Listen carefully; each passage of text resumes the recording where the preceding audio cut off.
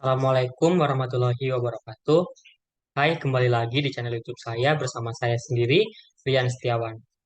Di sini saya akan lanjut untuk menjelaskan materi mengenai relasi di mata kuliah Logika Matematika dan Himpunan. Jadi, apa sih relasi itu? Relasi itu adalah hubungan antara anggota suatu himpunan dengan anggota himpunan yang lain. Relasi dari himpunan A ke himpunan B adalah menghubungkan anggota-anggota himpunan A dengan anggota-anggota di himpunan B. Lanjut di sini ada perkalian kartesian atau kartesian produk. Dari himpunan A dan B adalah himpunan yang elemennya semua pasangan terurut atau ordered pairs yang mungkin terbentuk dengan komponen pertama dari himpunan A dan komponen kedua dari himpunan B. Untuk notasinya sendiri ada AXB sama dengan AB, di mana jika A anggota dari himpunan A dan juga B anggota himpunan dari himpunan B. Untuk relasi antara himpunan A dan himpunan B disebut relasi biner atau simbolnya itu R. Didefinisikan sebagai berikut. Relasi biner R antara A dan B adalah himpunan bagian dari AXB. Dengan notasinya ada R subset AXB. Jika A, B anggota dari R, dari himpunan R, atau relasi, kita bisa gunakan A, R, B, yang artinya itu A dihubungkan dengan B oleh relasi R. Jika A, B bukan relasi, kita menggunakan A, R dicoret, B, yang artinya A tidak dihubungkan dengan B oleh R. Di sini ada di perkalian kartesian yaitu kecontohnya dengan menggunakan diagram panah, yaitu di himpunan A ada Andi, Budi, Cucu, dan di himpunan B ada apel, jeruk, dan leci. Untuk relasinya sendiri ada orang dengan buah favorit.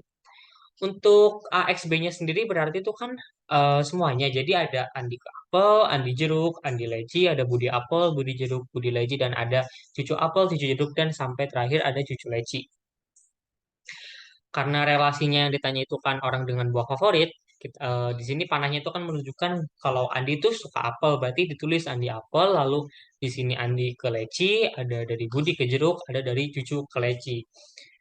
Ya dengan notasi R subset A X B. Di sini ada menyatakan relasi. Untuk yang pertama itu seperti yang tadi sudah dijelaskan, menyatakan relasi bisa yang pertama menggunakan diagram panah.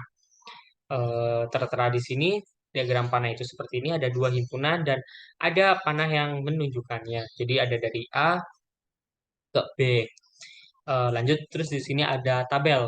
Untuk tabel sendiri kita pertama bikin tabel terlebih dahulu, lalu kita tulis di atasnya himpunan A dan himpunan B. Kita lihat lagi nih, misalnya di himpunan A-nya itu ada Andi, Budi, Cucu, himpunan B-nya ada apel, jeruk, leci. Karena tadi kan R-nya itu merupakan eh, buah apa ya buah favorit itu kan ya. Jadi dari Andi ke apel, terus dari Andi ke leci, terus dari Budi ke jeruk, terus dari Cucu ke leci. Mungkin lanjut di sini yang menyatakan relasi yang ketiga ini ada dengan menggunakan matriks. Misalkan R adalah relasi dari himpunan A, yaitu beranggotakan A1, A2, A3, sampai AM. Dan dari B, dari himpunan B, yang beranggotakan B1, B2, B3, sampai Bn. Relasi R dapat disajikan dengan menggunakan matriks M, sama dengan matriks MIJ. Yang dimana I itu sama dengannya 1, 2, 3 sampai M dan J-nya itu 1, 2, 3 sampai N. Dengan not, jika relasi dinyatakan dengan matriks, maka akan bernama matriks zero or one. Seperti ini ada contohnya di sini ada matriks M ini, terus jika M IJ-nya itu sama dengan 1, maka AI AJ-nya itu merupakan anggota dari relasi itu sendiri. Kalau misalnya MJ-nya itu 0, maka AJ-nya itu berarti bukan dari relasi itu. Di sini lanjut ada representasi relasi. Representasi relasi dengan graf dan graf berarah. Jadi graf merupakan titik, not atau simpul dengan simbol titik, serta arc, busur, sisi atau edge dengan simbol garis.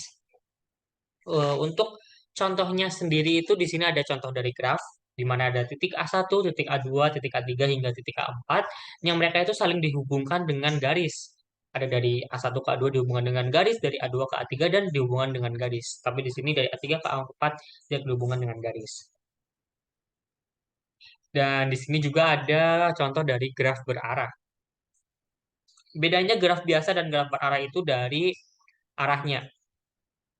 Jika gerak berarah itu terlihat arahnya tuh kemana, dari kayak di sini titik B1 itu kan dia tuh berarah ke B2 serta dia juga berarah ke B4, dan titik B2 juga dia berarah ke B3 serta titik B3 berarah ke B4 dan titik B4 berarah ke B5.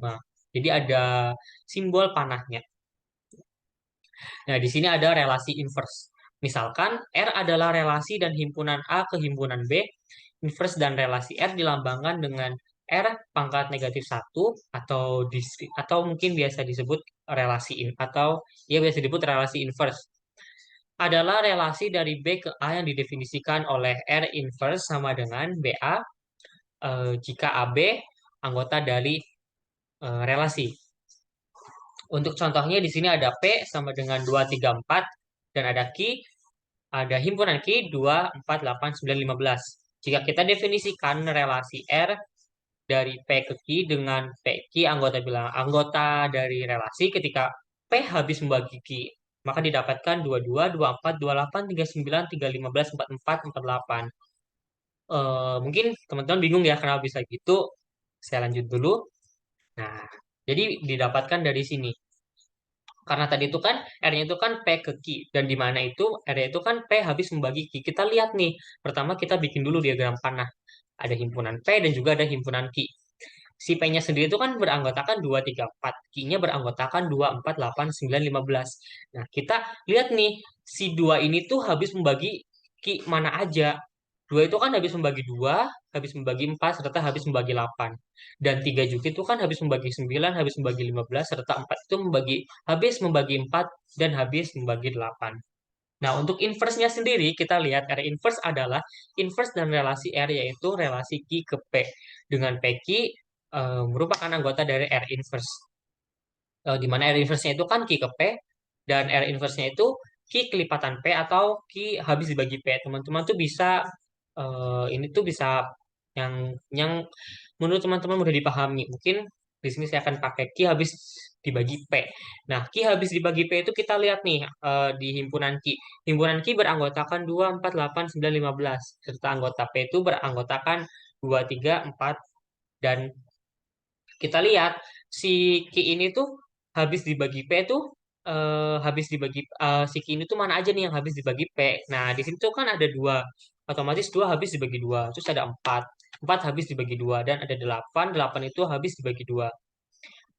Lalu di sini ada empat nih, empat, maaf, di sini ada sembilan, sembilan itu kan habis dibagi tiga, serta ada 15 habis dibagi tiga, dan juga empat itu kan habis dibagi empat, dan delapan juga habis dibagi delapan. Jadi bisa dibilang inverse itu kebalikannya. Baik, di sini lanjut ada kombinasi relasi. Karena relasi biner merupakan himpunan pasangan terurut, maka operasi himpunan seperti irisan, gabungan, selisih, dan beda setangkup antara dua relasi atau lebih juga berlaku. Hasil operasi relasi tersebut juga berupa relasi. Dengan kata lain, jika R1 dan R2 masing-masing adalah relasi dari himpunan A ke himpunan B, maka untuk operasinya itu kan ada R1 iris R2, terus ada R1 gabung R2, ada R1 selisih R2, ada R1 beda setangkup R2. Itu kan mereka itu kan juga relasi. Nah, untuk contohnya di sini ada himpunan A yang beranggotakan A, B, C, serta ada himpunan B yang beranggotakan A, B, C, D. Untuk R1-nya itu ada AA, BB, dan CC. Untuk R2-nya ada AA, AB, AC, dan AD. Yang dimana dengan notasinya itu R1 itu kan sama dengan dari A ke B, R2 juga dari A ke B. Dengan sekarang kita lihat nih, jika kita melakukan suatu operasi terhadap operasi himpunan itu kan berarti kan kayak yang R1 itu kan eh, R1 itu kan diiris ya teman-teman, R1 itu kan diiris sama R2. Nah, kita lihat nih untuk definisi irisan sendiri itu apa. Nah, untuk definisi irisan sendiri itu kan merupakan himpunannya, setiap elemennya itu elemen dari himpunan A dan juga elemen dari himpunan B. Atau mungkin elemen dari himpunan R1 dan juga dia tuh elemen dari himpunan R2. Di sini R1-nya itu kan AA, BB, CC, R2-nya itu ada AA, ada AB, ada AC, ada AD. Nah, kita lihat mana yang ada di R1, ada juga di R2. Karena yang ada di R1 dan yang ada di R2 itu kan hanya ada satu nih, hanya ada AA dan AA. Nah, berarti irisannya itu A, A. Nah, untuk gabungan, kita ingat lagi definisi gabungan. Gabungan itu kan himpunan yang setiap anggotanya itu merupakan anggota himpunan A atau anggota dari himpunan B. Kita lihat nih mana yang anggota dari himpunan R1, dia juga anggota dari himpunan R2. Nah, di sini tuh yang merupakan itu tuh ada AA, ada AB, ada AC, ada AD, serta ada BB dan juga ada CC. Nah, lalu kita yang ketiganya ini ada selisih. R1 selisih R2. Nah, kalau selisih itu kan definisinya itu kan elemen dari R1 tetapi bukan elemen dari R2. Jadi ada yang di R1 tapi nggak ada di R2. Kita lihat yang mana nih? eh Ya, dan ternyata itu ada BB dan CC karena AA di R1 itu juga ada, karena di R1 kan ada AA, di R2 juga ada AA. Jadi itu bukan selisihnya. Jadi selisihnya itu ada BB dan CC.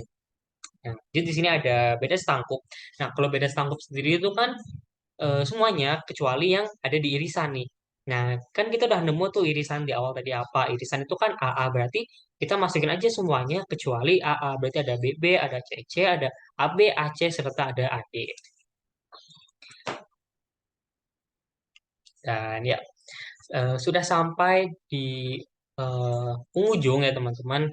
Mungkin cuma itu yang dapat saya sampaikan. Kurang lebihnya mohon dimaafkan. Saya harap teman-teman dapat memahami materi yang sudah saya sampaikan. Jika masih ada yang ingin bertanya, dapat langsung bertanya di kolom komentar. Saya tunggu pertanyaannya dari teman-teman, serta mungkin hanya itu dari saya. Sekian, terima kasih. Wassalamualaikum warahmatullahi wabarakatuh.